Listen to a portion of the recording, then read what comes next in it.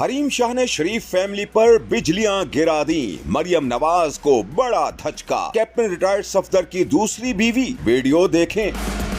Chairman PTI की supporter Pakistani TikTok star Hareem Shah Sharif family को tough time देने के लिए सरगर्म अमल हैं। हरीम शाह की जानिब से सोशल मीडिया पर नई वीडियो वायरल की गई, जिसने शरीफ फैमिली को हिला कर रख दिया है। इससे पहले हरीम शाह ने अपने ऑफिशियल ट्विटर अकाउंट पर ट्वीट करते कहा था कि शाम 7 बजे मरियम नवाज के लिए एक वीडियो जारी करूंगी, जिसे देखने के बाद शरीफ खानदान में हलचल मच जाएगी। शाम 7 बजे मिलते हैं।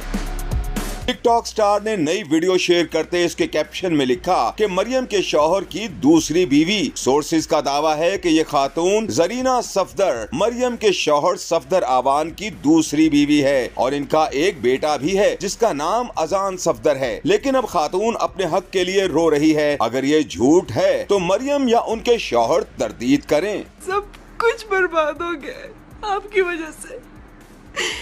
अब इंशाल्लाह खुदा बदला लेगा आपसे मेरा।